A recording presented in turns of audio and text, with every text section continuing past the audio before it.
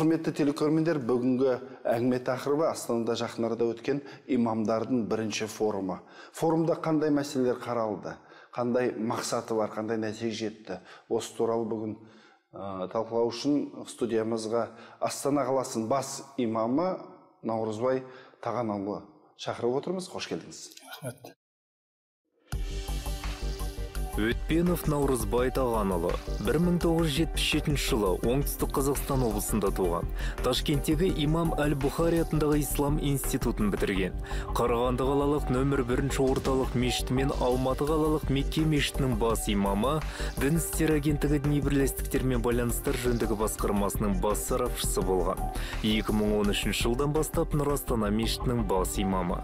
Біз соңғы кезде байқап тұрмыз, жалпы муфтияттың жұмыстары бір жүйеленді деп айтсақ болады. Мысалы, көп құжат жөнінде болсын, зерттеу жұмыстары, ғылыми көзқарас көбірек пайда болды. Мысалы, соның бір көрінісі осы өткен форум. Форум мақсаты қандай?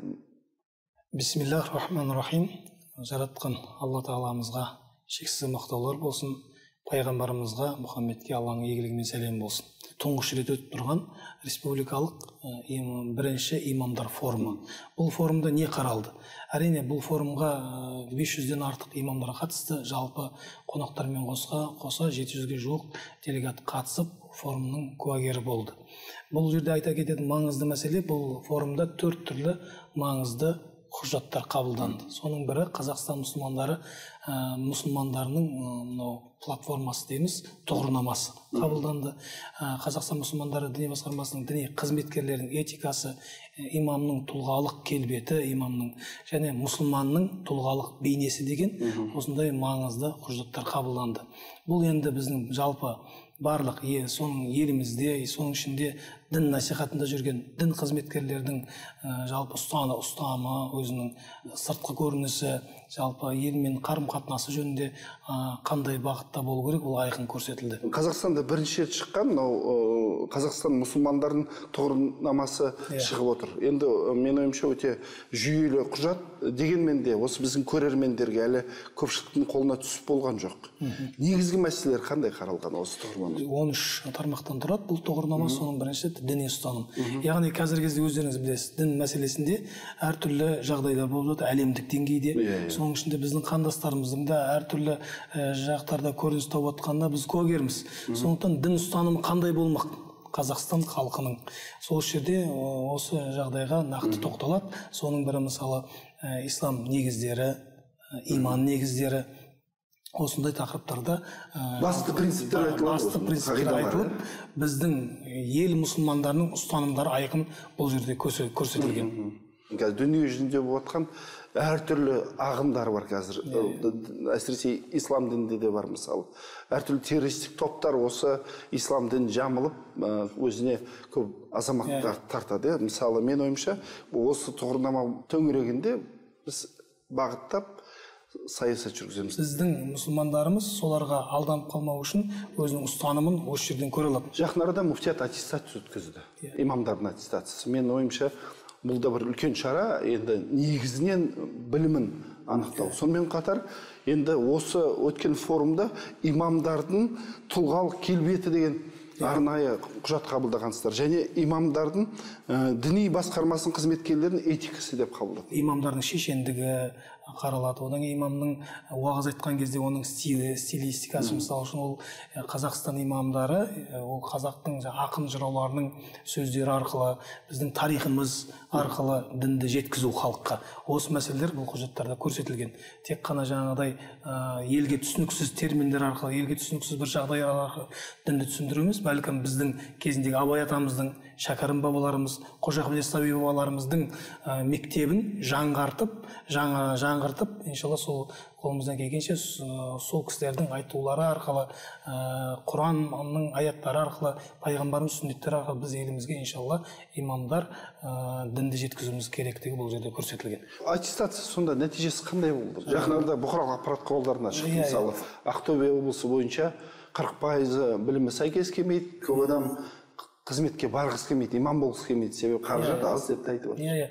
Жалпы осы мінекей аттестация деген сөз бірінші сол дін қызметкерлерінің білімін анықтау. және олардың жаңағыдай қандай дәрежеде жұмыс жүргізіп жатыр, осының бәрін айқындау мақсатында аттестациялар жер-жерде қазір жүргізіліп жалғасын тауып келе жатыр осы кезге. Әрине өзіңіз білгендей әрбір көрсеткіштерді біздің дін басқармамыз жалпы бұқаралық ақпараттар құралдары арқылы жариялап жатыр. Аллаға шүкір, соның нәтижесінде көптеген білікті имамдар көрініп жатыр. Мысалы үшін ауылда небір мықты білімді имамдар болуы мүмкін. Осылар да өзін көрсетіп жатыр. Мысалы олар кейіннен аттестацияның жақсы қорытынды нәтижесінің негізінде қызметінен жоғарылауы мүмкін.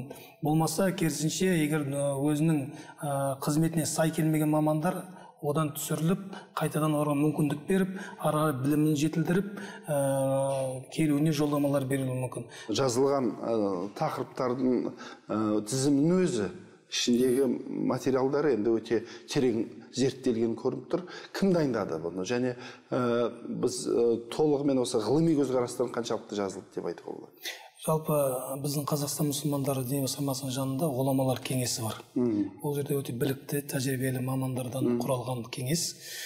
Дін танушылар, ислам танушылар, сол Құранды жатқа білетін бірнеше қарилардың құрамымен ол құралған кеңесте бұл жалпы 4 құжат терең қаралып, ұзақ уақыт зерттеліп барып қабылданды.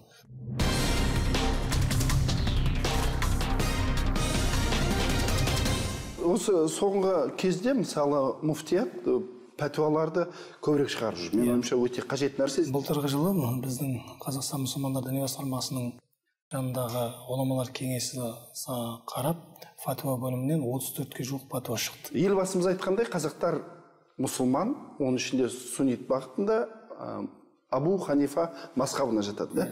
Осын біз анықтап түсіндіріп айтып берсек көрермендерге. Мысалы, жалпы біз термин есебінде айтамыз, бірақ басқалардан айырмашылығы қандай? Қанша мазхаб бар?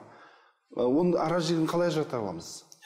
Жалпы егер біз бұны түсіндіре келетін болсақ, Құран бұл Алланың сөзі. Құранды пайғамбардан артық ешкім түсіне алмайды. Ал пайғамбар, сүннет ол пайғамбардың іс-әрекет және айтқан сөздері. Бұны да ғұламалардан артық жай қарапайым халық ғұламалар тәрізді түсіне алмайды.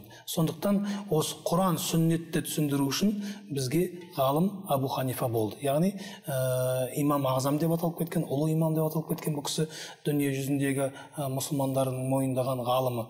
Біздің жалпы елімізге дінімізде осы мазхабпен келген. Сол мазхаб арқылы қалыптасқан. Неге? Себебі өткен біздің дәстүрімізге жақын болғандықтан.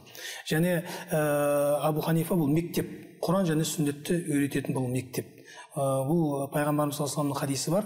Жалпы бір елдің салты дінге қайшы келмесе, яғни шариғатқа қайшы келмесе, оған қарсылық білдірмеңдер деген. Сондықтан қазақ халқының салтының мысалы қазіргі кездегі көбі біздің ислам дінінен бастау алған. Сондықтан иншалла бұл мазхабымыз бізге дінімізді, дәстүрімізге сай үйрететін мектеп десек болады. Қарапайым бір мысалдармен түсіндіретін болсақ, біз қазақта сәлем салу деген бар, мысалы келін үлкен кісілер өткенде осы мәселе бұқаралық ақпарат құралдарында сұрақ туғызды. Қаншалықты сәлем салу дұрыс исламға сәйкес келеді дейді. Сәлем салуға келетін болсақ, сәлем салудың бірнеше түрі бар. Біздегі келіннің сәлем салуы ешқандай талассыз, ол құрмет белгісі. Сәлем деген ол құрмет. Келіннің сәлем салуы ол құрмет белгісіне жатады бізде. Сондықтан кейбір дін жамылғандар бұл дұрыс емес, Аллаға ғана сәжде жасалу керек деген сияқты, оны басқа жаққа бұрмалап, біздің дәстүрімізді теріске шығарғысы келгендер болды. Әрине, бұл ешқандай қазақ баласы біледі бұны. Бұл сәлем ешқандай біреуге құлшылық, болмаса біреуге сәжде емес екен, ол айдан анық дүние. Бұл тек қана құрмет. Елге келген келіннің бетін ашады бізде.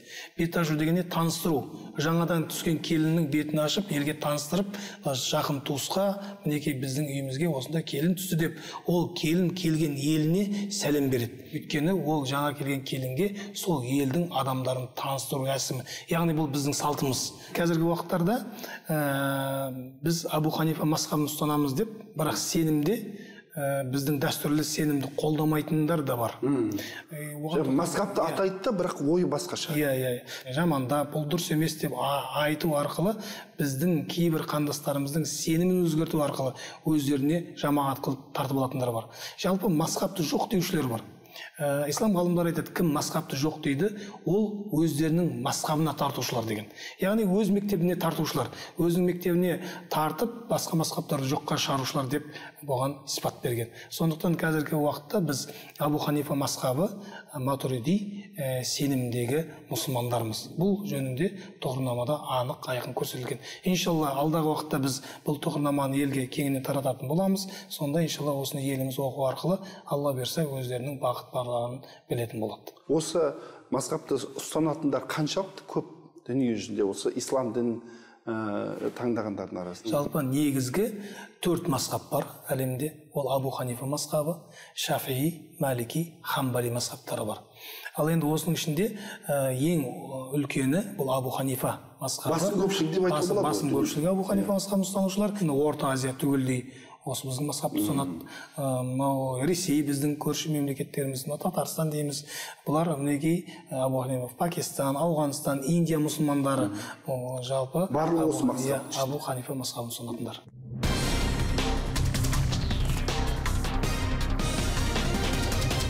Жалпы діни ағымдар бірінші кезекте білімсіздіктен басталады, әрине. Бірақ сол білім деңгейін көтеру үшін, мысалы, балдарды оқытудан бастап, қандай оқыту деңгейлері бар?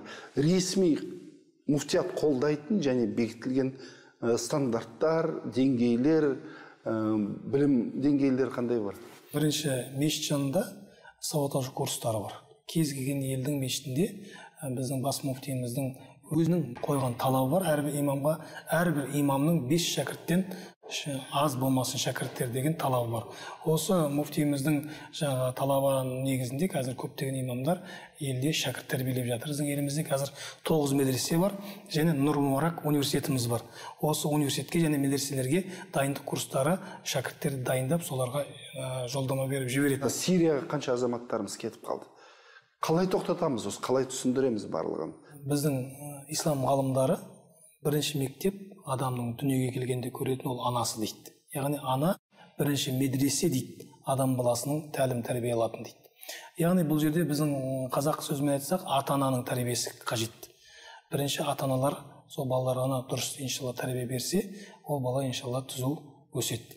Әрине ол үшін ата-анамызға да біздің білім қажет. Сауаттылық. Дін сауаттылығы керек, діни сауаттылық керек. Кейбір адамдар қуанады, мен балам діни оқып жүр, мен бір ұстаз тапты дейді. Шынайы келген кезде дұрыс ойлайды. Енді бірақ айналып келгенде ол әртүрлі ағым болуы мүмкін. Бір ата-ана баласының мешітке барғанын қуанып жарысып жатса, екінші ата-ана мешітке барудан тыйып жатыр. Экстремизмнен неге? Өйткені өзі білмегеннен кейін қорқып қалғаны соншалықты мешітке бармай-ақ қой деп тыйым салып жатыр. Ол мешітке бармаған бала кейін ол басқа жаққа кетіп бара жатқан жағдайлар. Мысалы интернет арқылы бәрібір дінді жақсы көрген, дінді тыңдағысы келген бала бір жерден болмаса бір жерден тау болады. Сөйтіп ол қисық бағытқа, түзу емес бағытқа кетіп қалуы мүмкін. Адасып кетуі мүмкін. Сондықтан сол ата-ананың да осы дұрыс бағыттан ақпараттанған жөн. Қазір иншалла біз айтар едік, кез келген ата-анада қазір мүмкіндік бар, қазір ақпараттық дамыған уақыт. Сондықтан жаңа біз жоғарыда айтқан муфтият.kz-ге кіру арқылы, содан мәліметтер алу арқылы, сұрақтар қойып, сұрақтарына жауап алу арқылы балдарымызға дұрыс бағдар берсек, иншалла біз үлкен қоғамға үлес қосады. Бүгін біз өзіміз байқап тұрғанымыз муфтияттың жүргізіп жатқан жұмысы, жүйелі жұмысы. Ғылыми тұрғыда қарап, терең дайындалған құжаттар, ұйымдастыру шараларында байқап отырмыз. Аттестация өтті, біліктілік деңгейін көтеріп жатырмыз. Қаражат мәселесі де шешіліп жатыр. Мен ойымша осы енді үлкен шаралар өз жақсы нәтижесін береді деп ойлаймын. Әрине біз зайырлы мемлекетпіз. Мемлекет деңгейде араласпаймыз. Бірақ мемлекеттің тұрақтылығы, мемлекеттің алдағы болашағы осы діни салаға да тікелей байланысты деп ойлаймын. Азаматтарымыз иманды болатын болса, азаматтарымыз таза болатын болса, ол мемлекетке тек жетістік береді. Мемлекетке тек алдағы уақытта даму мүмкіншілігін береді деп есептеймін. Істеріңізге сәттілік. Алла тағала елімізге амандық, бірлік берсін. Рухани дамуда Алла бізді қолдасын дейміз. Рахмет.